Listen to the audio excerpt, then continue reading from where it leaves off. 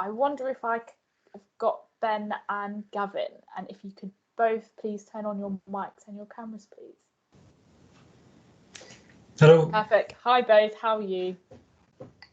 Good, thank you. So if everyone's back, Great I'll to be give a little with bit you all this morning. a little bit of an introduction. So I hope you've all had a chance to grab a coffee and some biscuits. I'm really, really missing the Innovation Hub, and I would have loved a samosa in that break, but the COVID world won't allow that. So hopefully one day we can be back in the building with some samosas and coffee. So the next section is about building a resilient business as we move into a low carbon economy. And here in the East Midlands and across the UK, there is loads of opportunities for businesses to progress with the agenda. And I think especially within the sustainability sphere, it's hard to know where to get the support you need to progress that element of your business. And I've got Ben and Gavin here who will give a little bit more of an insight into, you know, what's going on and the opportunities that businesses can take up. So let me introduce Gavin, who is from the Midlands Energy Hub and the LEP, who advises on the low carbon agenda. And also has an interest in sustainable food. And I'd like to introduce Ben, who's the head of manufacturing and sustainability at KTN. So it segues quite nicely on from what Margaret said about making the most of university opportunities, which is great. So I think to start, could you both give a little bit of a overview about what you do and how you support businesses?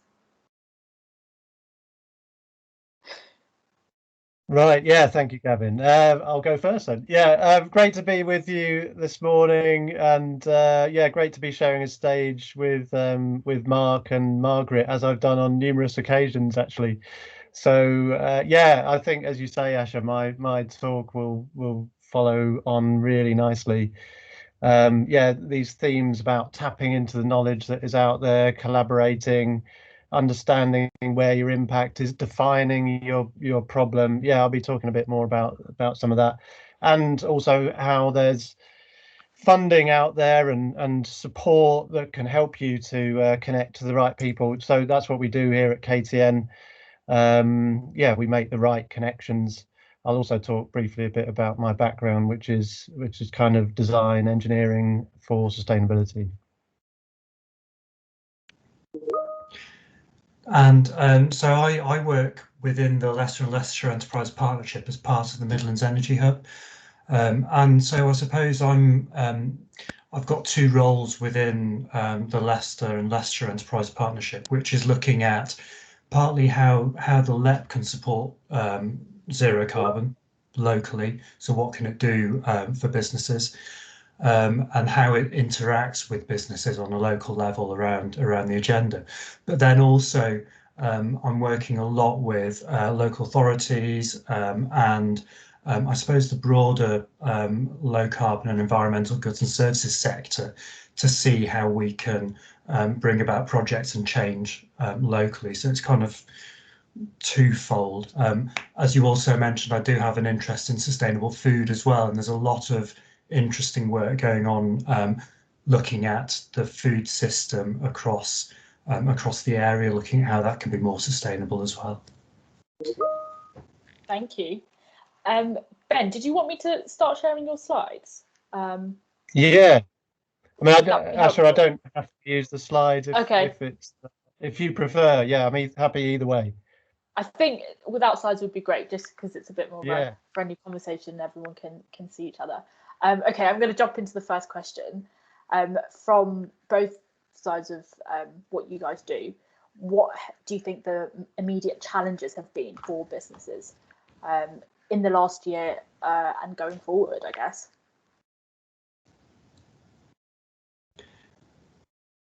Shall I go first? I suppose, I mean, there's, you know, obviously COVID has been a massive challenge for businesses over the past year. Almost in some respects a kind of I suppose a dress rehearsal for what's to come. The challenges around carbon are obviously much more challenging over a much longer timescale, and so I suppose that sort of sense of speed and scale of change is really that. I feel that that's been brought to the forefront a lot more. Obviously, government messaging and a lot of the sort of the funding streams that have started to come out from government are also pushing the agenda. And so I think that that's the sort of the sense of over the past year or so that I think there's been such a huge amount of change that's starting to come through. Yeah, so I'm thinking in terms of this image that many of you have probably seen of waves of change. You know, some people like to use the word revolutions. So many of you will have heard of talk of a fourth industrial revolution, which is essentially this accumulation of digital technologies, and you know how businesses can benefit tremendously in terms of productivity and so on, if they adopt these technologies, and you know, doing off-site manufacture, additive manufacture, etc., IoT to enable that kind of thing, monitoring through life, indeed. But yeah, of course, one of the waves of change we're living through still at the moment is the pandemic. But you know, that's creating enormous impact and challenges for businesses. But beyond that, we've got these other waves of change crashing upon us in coming years. You've got net zero. Obviously, we've talked a bit about that. The resource crunch. You've got the biodiversity loss agenda, and all these things are potentially related. How do you understand these waves of change as a small business, and how, echoing what Mark has said, how do you turn those waves of change, those factors shaping markets, into business opportunities, in innovation opportunities? So yeah, we as I say, we help to inform what funding looks like and signpost businesses to the right partners and the funding to enable them to collaborate, to pick up on that notion that was raised about, you know, how there's loads of knowledge out there. Use the science to guide you. Yeah, we can link you, for instance, to the right scientists and those with production lines, what have you. Thank you. That was great. In terms of what's coming next, I guess there is a lot of opportunities that, you know, businesses can make the most out of. But is there anything that's happened, you know, because of the pandemic that has accelerated those opportunities? Whether that be funding, whether that's knowledge, whether that's just people more open to collaboration. What opportunities are kind of there ready for businesses to grasp? So shall I go, Gavin? The thing that springs to mind is, first of all, perhaps is the Build Back Better strategy, a plan for growth that was released early March. That's just one of loads of strategies coming out that is indicating these waves of change. So you know, there's funding to go with what government is doing, these strategies. Of course, last week, and another instance, there was a decarbonisation strategy released by government, along with an announcement of 1 billion of funding. So yeah, another little example is the Driving the Electric Revolution Industrial Strategy Challenge Fund. There's a competition out now that is supporting the adoption of the latest electric machines that can make production lines more efficient, more sustainable. So yeah, many multiple £1 million competitions out there. It can be confusing to know what is out there. It's ever changing. So again, KTN can help cut through that complexity. I think aligned to that, there's also this sense that place leaders are finally getting it and finally getting on board with what it all means. And I know timing is everything with things like this, I think. And we had the climate emergency declarations coming through before the pandemic. And then the pandemic, I suppose it kind of accelerated a lot of this green funding, but also demonstrated that large-scale change could happen. And I mean, I think it's sometimes difficult to articulate how much the change is happening, but we are seeing, particularly locally, we're seeing a lot of change happening at that, as I say, at that leadership level. We've got councils, we've got council leaders, we've got the LEP, we've got universities all singing from the same song sheet, and that will have an impact in terms of how strategy is taken forward locally, which will then have an impact on businesses and opportunities locally. I think there's a couple of examples, I suppose, of that happening. So the local authorities are all grouping together to share best practice and share work that they're doing. What that has led to is an increase in the number of local authorities that are taking up some of these funding opportunities, like the on-street residential charging scheme funding that's been available. So because the leadership is coming through, that's then knocking on to the officers and giving them permission to really work together and make things happen locally. Which is great. I think that's awesome. And this change is going to continue to happen as we move out of lockdown, and things will progress. Although we don't know what post-lockdown life will look like, it will be interesting to see what happens. So from a KTN point of view, and in a more national scale, what can businesses do now to make them more prepared for the future? Is this something you look at from a local level, or a regional level, or national level? What could the KTN do for businesses? Yeah, there are these multiple levels. I mean, it depends, doesn't it? If you're an established business, the situation you'll find yourself in will look quite different depending on if you're an established business or a startup. And the particular drivers, of course, might look quite different in your business depending on what sector you're in. So I don't know, one example in my mind is the furniture sector. So we know quite a few businesses who are in the office furniture world. Indeed, I worked on one with Mark Shaler a few years ago.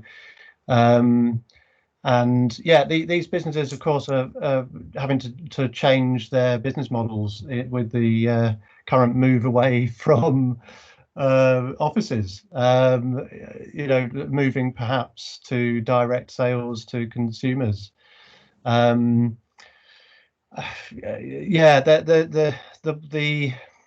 The support out there, it can be at a regional level. I'd encourage you to tap into your local university. Obviously, that's always a good port of call. There's the Innovate UK Edge, which operates on a sort of regional basis, what used to be known as Enterprise Europe Network. They offer support for growth. There's still European Regional Development Fund projects out there that are helping SMEs. At a national level, there are big Innovate UK competitions that we can link you to. Again, I'd recommend tapping into KTN, look at the newsletters and LinkedIn group, Twitter feed, etc. Look indeed at our guides on how to, for instance, take a product from concept to manufacturing fruition. So I think Ash is going to stick the link into the chat, and in a follow-up email.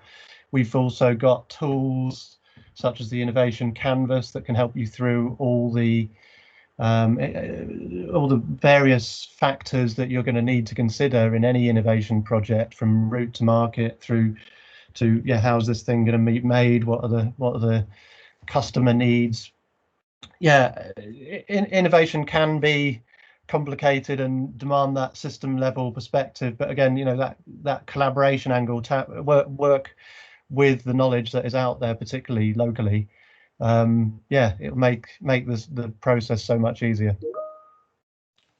Amazing. We've had a question in the chat from Andrew for both of you, which is, do you think government will introduce sustainability compliance laws similar to health and safety and equality at work? Who wants to answer first? I'd certainly hope so. I mean, I think in terms of how we try and bring people along, I think having I suppose having some compliance or some way of measuring what's happening is key to all of this. So I'd certainly hope so. I don't know if it's going to happen, but it'd be good.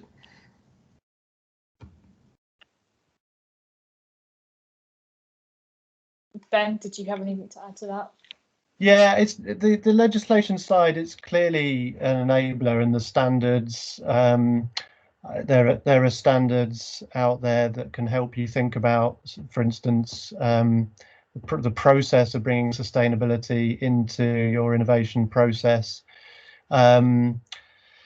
Yeah, so legislation, yeah, the sort of stick is important, but yeah, we're much more into the carrot, if you like, of yeah, businesses, you know, trying to enable businesses to think about these drivers, these waves of change, and actively see those as innovation opportunities to get ahead of, you know, the competition, to get new exciting products to market, where frankly, yeah, standards and legislation might be a couple of years behind. You know, that's probably the place you might hope to be.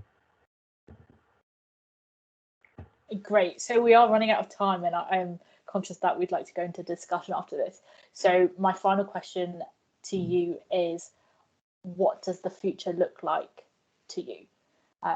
You know, what's coming up, and what can we expect? I think on a local level, I would really like to see more from businesses. I'd like to see this sort of community of collaboration coming forward, where we can see what's happening. We can put businesses in touch with each other to support each other with what's happening based on what sort of micro segment they might be working in, and there's a really good understanding at that sort of LEP level of how that can all be coordinated and supported and facilitated. And that's something we're certainly starting to work towards, but we need everybody to sort of come along with us. We need the support of local authorities and universities to help with that. I suppose it's kind of building on some of the stuff that the Innovation Hub already does, and sort of bringing that to a wider bunch of businesses, looking at how they can, I suppose, how they can work across that community. And I think that will then bring that sort of really good, exciting stories, really energetic participation in looking at what we need to do over the next, well, let's face it, over the next 10 years, really, we need to be making significant progress.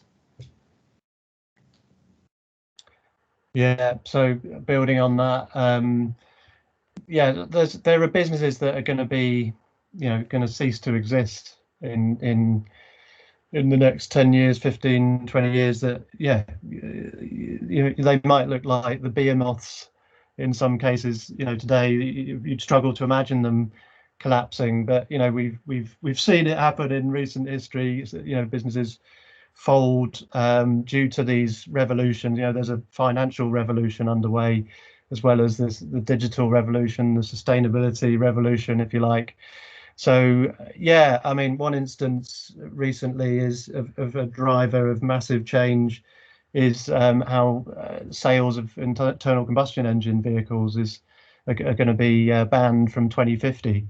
You know, we're going to see businesses fail because of this. Those that are alert to this change coming are going to be the ones that survive. Those that perhaps start up to tap into these waves of change, they're going to be the ones that are thriving and perhaps overtaking the behemoths of the world. And yeah, there's business going forward is going to need to be considering net zero, biodiversity as a matter of course in their day-to-day business decisions, right through to strategy and everything in between. Yeah, that old notion, you know, well-worn notion of a triple bottom line, you know, that really is starting to need to be, you know, just standard business practice. And for those businesses for whom it's not, yeah, they're gonna be hit by these waves of change and probably go under. Amazing, thank you both. That was really, really insightful. And I'm sure our audience will learn a lot from what you've just spoken about. So I would like to close out this session, and if there is any questions, we'll roll that over into the discussion. So I'd like to thank both Ben and Gavin and all of our speakers today for joining us. The chat has gone wild, so I am assuming that everyone had a great time. Just before I close out, I'd like to remind you that the next Innovation Friday will be taking place at the end of April. So we'll pop the link in the chat to sign up for that. And the STAR team will be leading on that one. It was all about end-to-end development of manufacturing. The Innovation Awards are right around the corner in June. And we'd like to invite any businesses who've been innovating in Leicester and Leicestershire to put themselves forward for the awards. They'll be taking place on the 24th of June, and the University of Leicester is actually a joint headline sponsor for the categories of Innovation in Space, Innovator of the Year, and the Lifetime Achievement Award.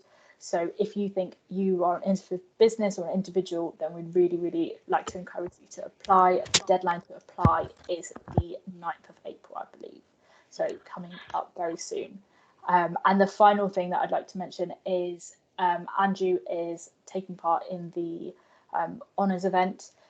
She was awarded an MBE in the New Year's honours this year. So we'd like to support her in that event, and we'd like to encourage you to support her too. And again, I think the link is in the chat, but we'll post it again, and it will be in the follow-up email also. That is taking place next Wednesday at 3 p.m. So now I'd like to open up the session to all the attendees on the call. So feel free to switch on your mic, switch on your cameras, and we can have a little bit of discussion about some of the things we mentioned in the chat and hopefully take those forward. Thank you.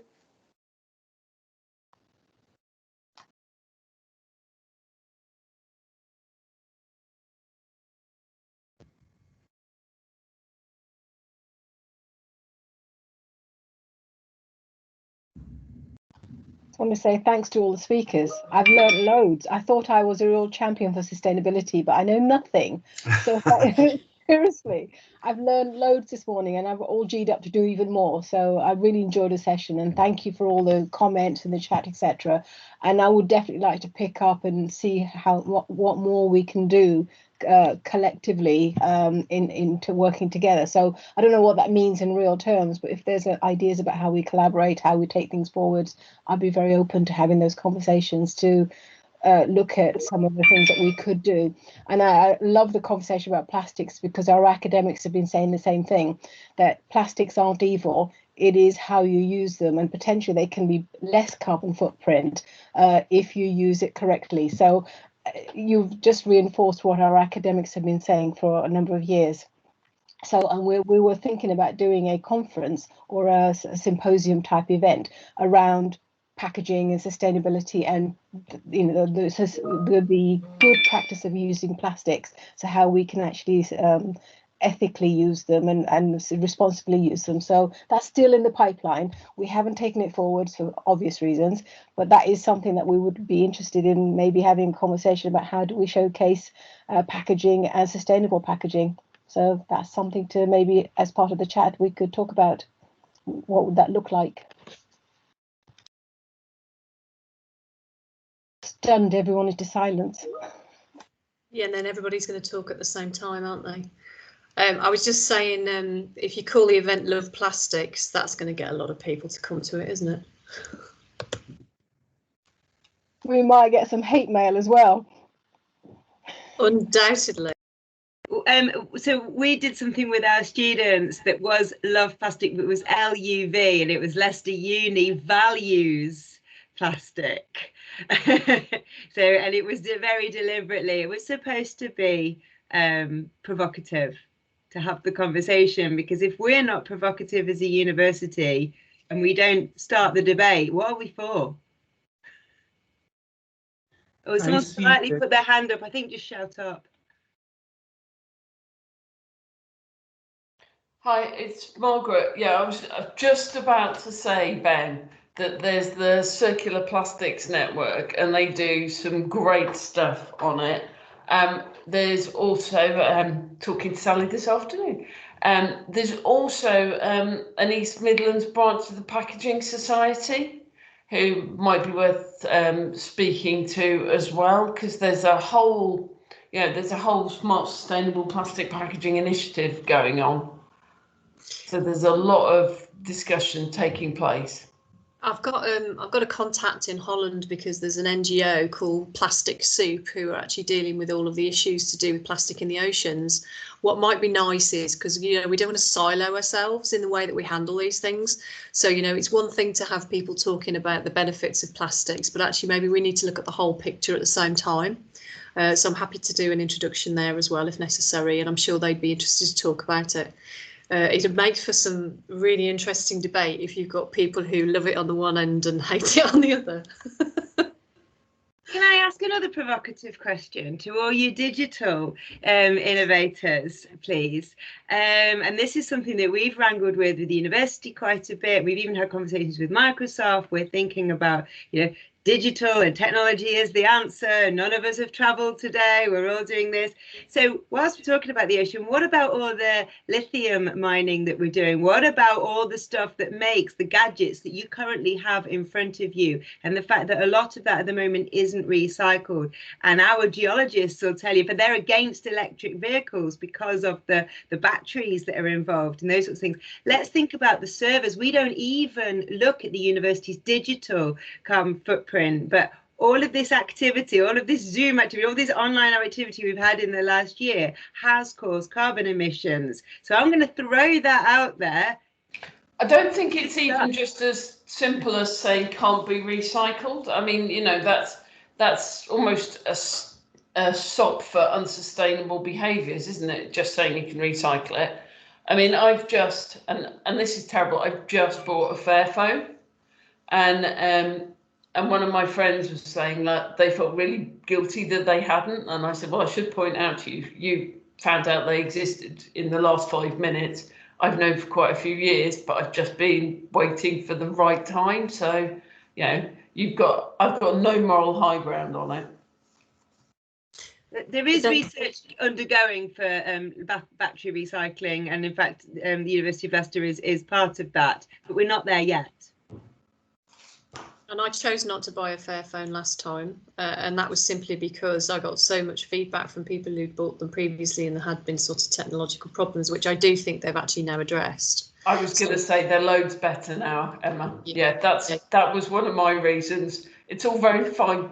It's all very nice being ethical, but if it doesn't bloody work, it doesn't really help. I bought a reconditioned one, and I think that's perhaps also a kind of positive message we need to give out. I think my new phone is awesome. It's an iPhone 8. I've got an iPhone 5 that finally died this year. I had it for 6 years. Now I think that's, this is the kind of thing we need to say to people. It is about the reusing.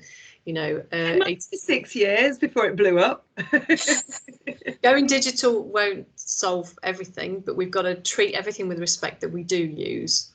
So I think my take on it is that we know about it now. So we need to be, this is what I want the green recovery to be about. I want is to be looking at proper circular economy, proper solutions, so that we're not, the solutions that we're having now aren't going to lead the next couple of generations into a new set of problems. We can't solve today's problems by causing new problems down the line. So really, this is my question to innovators, because at the moment, a lot of this stuff isn't quite there. We're not there with the technology yet. So that's why I'm throwing it out to these, the brains on the call and your networks. What opportunities are there?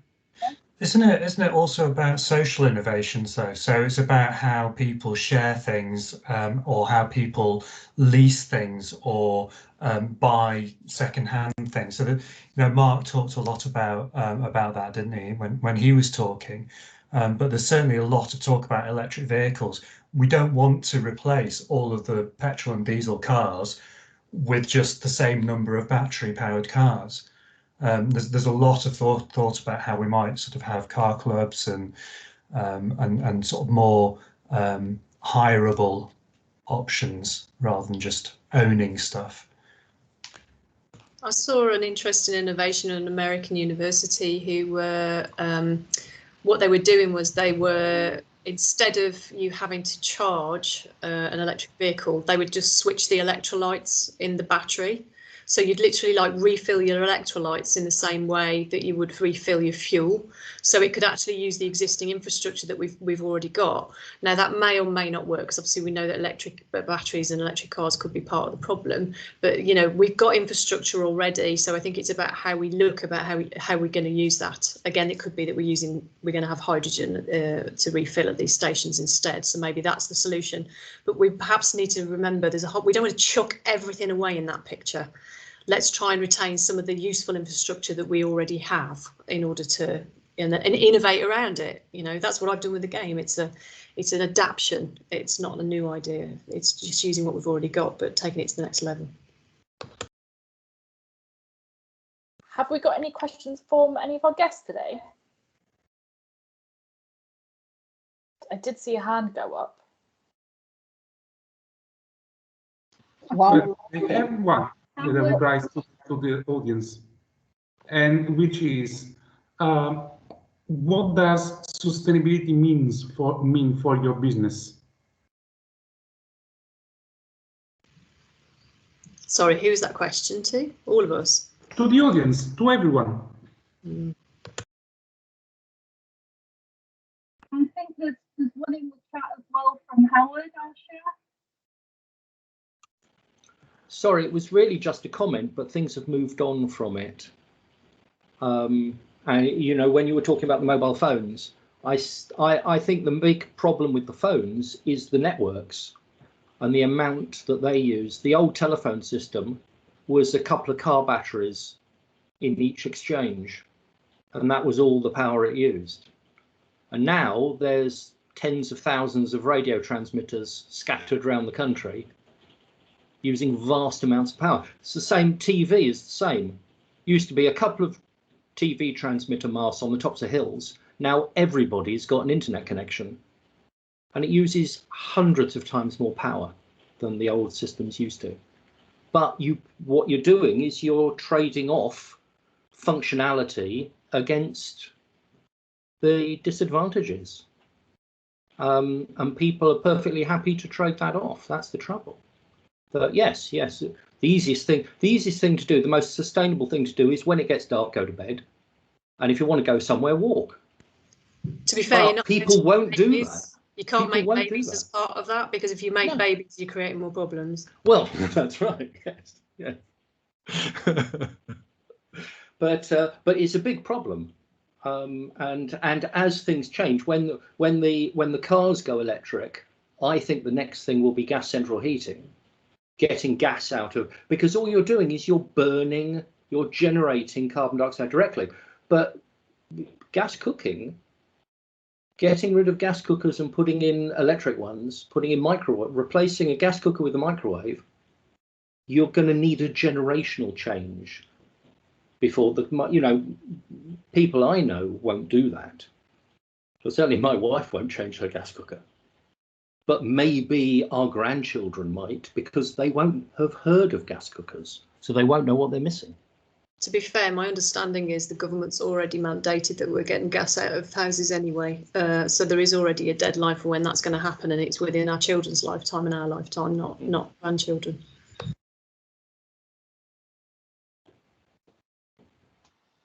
I think that was the question I had was, sorry, I don't want to jump in because I've done a lot of talking. Mike first. I'll come in after. Is that me? Too many mics? Yeah. Sorry, Mike. gas, as I understand it, there are a large number of projects going on around the world, some of them quite far forward, using hydrogen as a means of storing renewable energy, which would seem to me to be there's a potential for a win-win scenario here. First of all, we keep our gas grid, and we smooth over the Achilles heel of renewables, that the wind doesn't always blow, the sun doesn't always shine. And it's perfectly possible actually that if we go home and put on the turn on the gas, there will be molecules in there, probably one in a zillion or whatever, that will actually have been generated by electricity as one of these pilot projects. And as I understand the technology, even with the existing infrastructure, you can go up to maybe 10 or 15% hydrogen before people's boilers start exploding. So it's, there are who knows what sort of technological fixes around the corner before we start paying people money to repair their gas ovens. I think. Can't hear you, Emma. Sorry.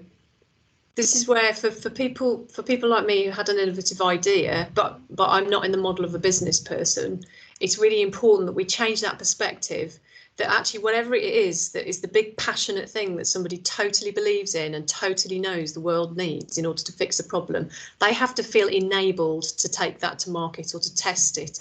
And actually it's actually about then making it so that everybody realises that they could be an innovator, they could be an entrepreneur, they could be a business person to fix some of these problems, because we don't know who are the younger people or even the people out there already who have these amazing ideas that we absolutely need. So it's then about making sure we provide the right support to them. And I'd say, from my experience, I've been having exactly the kind of support that I need from the university. Sorry to keep going on about it. Can I just pick up on something that Carmina's put in the chat, because I think it's something that's really, really relevant. It's one of the reasons I like Emma's game, and it's one of the reasons I like the chat that's gone on today, this victim blaming. And, I can't say that enough. And I'm a behaviour change specialist. And guilting people into their behaviour is absolutely inappropriate. And it's something that has been done for too long in sustainability. I'm a parent, and there's too much plastic in my house. I know there is, but people buy it for him, and you do your best. And I am working with the school on what they can do with sustainability. And my son does know, and Let's Go Live, for those of you who've got young children, who did a whole piece on climate change, and I made him sit and watch it, and we discussed it, and we're doing our bit. And likewise, I do this for a living, but I'm not saying I'm blame free. And actually, this doing your bit, but understanding the wider piece and engaging with this technology is so much better than, what do you mean you're not vegan? What do you mean you look at you with your plastic cup or whatever else? Because we all use single-use plastic at the moment. It's infection control. I mean, this year it's been awful. And am I to go to my med school and say, no, I'm sorry, planet comes before pandemic?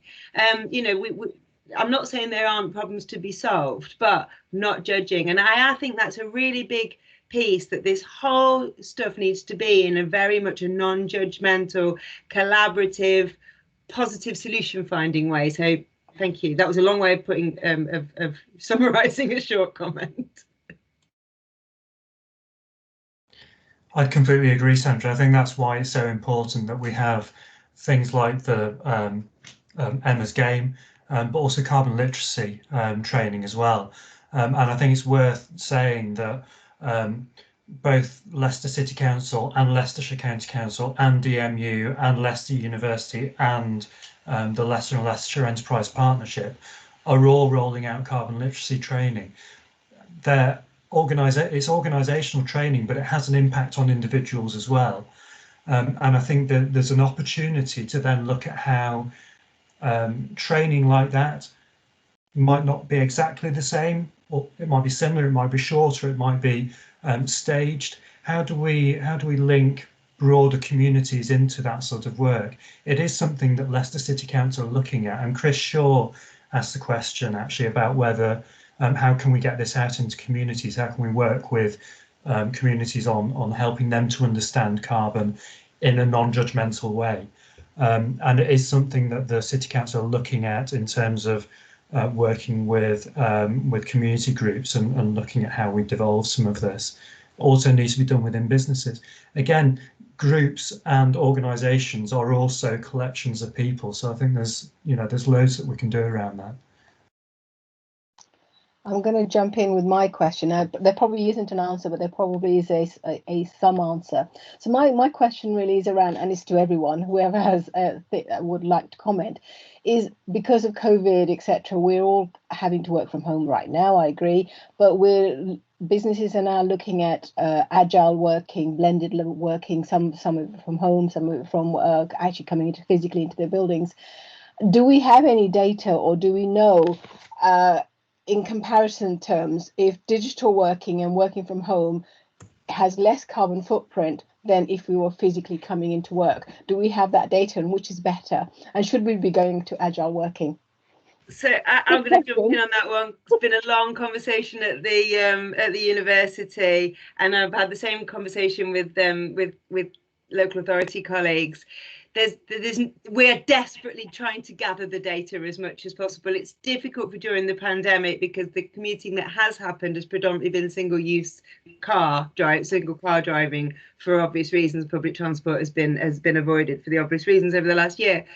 So at the moment, it's not great in terms of, you're heating your house, but you're reducing your travel, and those things seem to kind of balance each other out. So I mean, there's also health and well-being and policy issues. There's all sorts of things around agile working, but we're just talking from a sustainability perspective. The bit that we can't measure, and we haven't measured yet, is the impact on the workplace in terms of decommissioned buildings, repurposed buildings. That so from a university perspective, we have closed buildings, we've closed sections of buildings, we're looking at the way our campus is going to reopen in September in a different way. People have given up sites. Small businesses have decided they don't need those premises. So what's the knock-on effect for the city centre? Does it look different? The way we organise our transport at the moment, which is in and out of cities as opposed to going round, might not be. So you're right, Angie, there isn't an answer to that question because it's too big. What there is a huge amount of opportunity as to what do we want the agile working world to look like, and how can that be low carbon? What do we want our city centres to do? Where do we want to work? Because not everyone can work from home, but it doesn't mean they want to work from an office. Do we look at hubs, work hubs? Do we, discuss. We said we haven't got time, and Asher will get cross with us.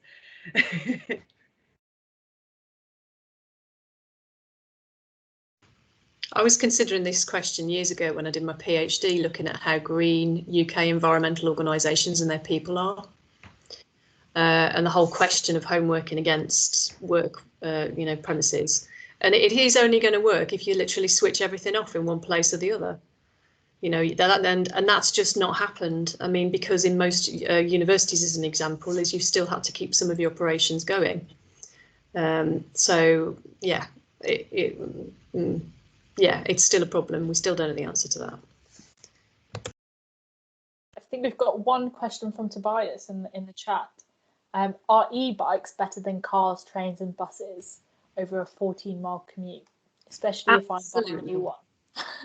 Absolutely, 100%. Mike Berners-Lee's last book, which was There Is No Planet B, go and read it. There's a brilliant infographic in there as well, because he was a bit pissed off because he really wanted it to show that a normal bike, like a push bike, was actually better for the environment than an e-bike, but actually it isn't, because you have to eat so much food, and the carbon footprint of the food that you're eating in order to power the bike is higher than the carbon footprint of the e-bike. So unfortunately, e-bikes are probably, a massive part of the solution. That's an awesome book as well. If you want answers to what you can do as an individual, then There Is No Planet B, Mike Berners-Lee, you've got to do it. It's a brilliant book.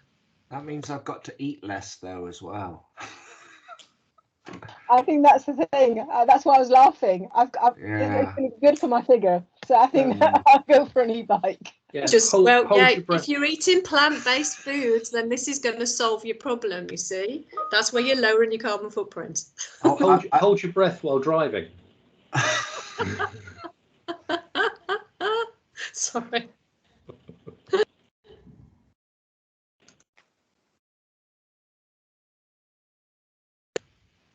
Brilliant. Thank you for trying to answer the question, all of you. I think the main message is that we've got a long way to go, literally and physically, you know, figuratively as well. But collectively, I think, of course, we have to do it. There's no we want to do it. We have to do it. So collectively, what can we do? But no, it's an interesting debate. Really enjoyed the session. Thanks, guys. Good insight. Buy an e-bike, go vegan. That's the best thing you can be doing, and quit flying. And eat less, and have no babies, and go to sleep when it goes dark. You don't have to buy an e-bike. You can use the council's Santander bike, which is already it's a Leicester City Council. The e-bike scheme is coming, so you don't have to buy a new one, and that's much better than having one that sits in the garage. So I want one. I'm going to be your first customer. Brilliant. Can I say thank you to everybody for organising in this? So Asha, especially. I don't know who else has organised, so apologies if I missed you. But well done. Thank you. It wasn't just me, it was the team as well. It wouldn't have happened without the rest of the team. So a big thanks from me to them as well.